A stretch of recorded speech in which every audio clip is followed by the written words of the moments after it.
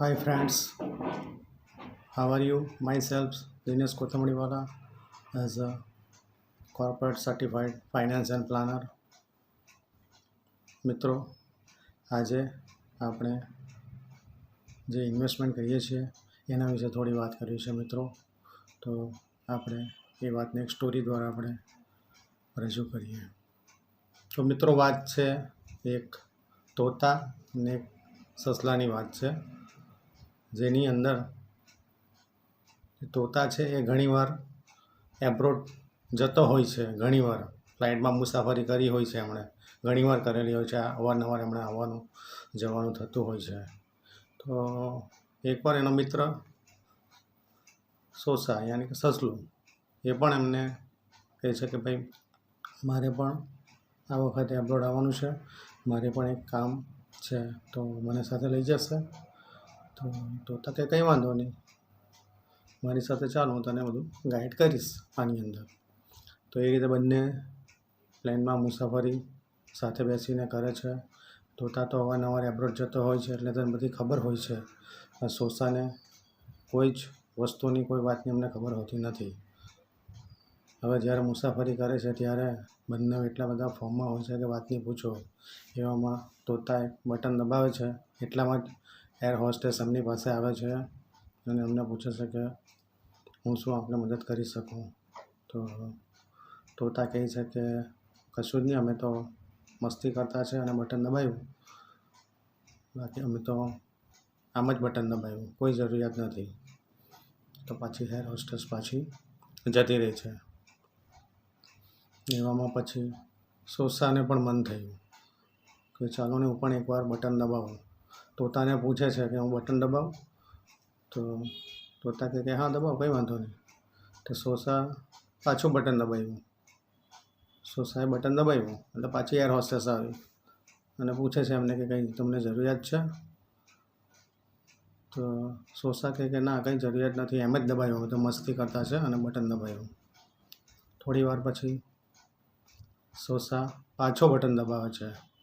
Air hostess પાછી આવે છે અને પૂછે છે કંઈ તમને કંઈ જરૂરિયાત છે? તો કે ના, અમે તો મસ્તી કરતા છે અને એમ જ બટન દબાવ્યું. તો એમ કરતાં ત્રીજી વાર પણ દબાવે છે સોસા, જેમને કંઈ વાતની ખબર જ નથી. તો એર હોસ્ટેસ આવે છે અને પૂછે છે કંઈ જરૂર છે? તો કે ના નથી, અમે એમ જ દબાવ્યું છે. ત્યારબાદ એર હોસ્ટેસ પાયલોટ પાસે જાય છે અને આ સોસાની કમ્પ્લેન કરે છે કે ભાઈ આવી રીતે વારે ઘડી બટન દબાવીને મને હેરાન કરે છે. તો પાયલોટે કીધું કે અમને બંનેને એરોપ્લેનની બહાર પકડીને નાખી દે. તો એર હોસ્ટેસ પછી આવે છે એમની પાસે અને એમને કહે છે કે હવે તમારે અહીંથી બહાર જવાનું છે. પ્લેન તો ઉપર ઉડી રહ્યું છે અને બંનેને વોર્નિંગ આપવામાં આવે છે કે તમારે અહીંથી બહાર ઉડવાનું છે. ત્યારે સોસા તોતાને ગમી જોઈ છે અને એમને કહે છે કે કેવી રીતે ચાલુ પ્લેન આપણે અહીંથી નાખી દેશે તો શું થશે આપણું? ત્યારે તોતા એમને કહે છે કે મેં તો અવારનવાર આવું છું અને મને તો બધી ખબર છે અને મને કદાચ અહીં પ્લેનમાંથી બહાર નાખી પણ દે તો મારી પૂર્ણ તૈયારી છે. ત્યારે સોસા વિચાર કરે છે કે વગર તૈયારીએ અને આવી મજાકો કેટલીક વાર કેટલી ભારી પડી શકે છે, આના પરથી આપણને આઈડિયા આવે છે.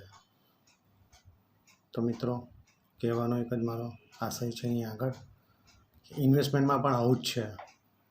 આપણે બ્લાઇન્ડ રસ ગમે ત્યાં આપણે ઇન્વેસ્ટમેન્ટ કરતા હોય છે. કોઈ વાતની આપણને, કોઈ નિયમની આપણને ખબર હોતી નથી કે આપણા પૈસાનું મૂલ્ય શું છે અને એનું શું મળશે. કેટલીક આપણે લોભામણી સ્કીમોમાં આવી જઈએ છીએ અને ગમે તે આડેધડ આપણે આ ઇન્વેસ્ટમેન્ટ કરી નાખીએ છીએ અને છેલ્લે આપણે એને મૂડી ગુમાવવાનો પણ વારો આવે છે. તો મિત્રો, આ સ્ટોરી પરથી તમને એ જ સંદેશો આપવા માગું છું કે ગમે તે આપણું પૈસાનું રોકાણ ના કરીએ. હંમેશા જોવામાં આવે આપણા પૈસા કઈ જગ્યાએ સેફ છે, રિટર્ન શું છે, કન્ડિશન શું છે, એ બધું જોયા પછી જ ગેરંટી કેટલી છે, એ બધું જોયા પછી જ આપણે આપણા પૈસાનું રોકાણ કરવું પડે. નહીં તો પછી આ સોસાની જેમ મજાકમાં આપણા પૈસાનું પણ પછી એ જ હાલત થાય આપણી. છેલ્લે આપણે ગુમાવવાનો વાર આવે. જેમ સોસાએ આ રીતે કર્યું તેમણે એનો જીવ ગુમાવવાનો વાર આવ્યો, તેવી રીતે આપણા પૈસાનો પણ આપણે ગુમાવવાનો વારો આવી શકે. તો મિત્રો, આ એક નાની મસ્તી સ્ટોરી દ્વારા આપણે આપણા પૈસાનું રોકાણ કઈ રીતે કઈ જગ્યા પર કરવું, કેવી રીતે કરવું, એનો એક સંદેશો આપવા માગું છું. તો મિત્રો, મળીએ બીજા એક નવા વિડીયો સાથે, એક અલગ સ્ટોરી સાથે, એક અલગ સબ્જેક્ટ સાથે. Thank you very much. By.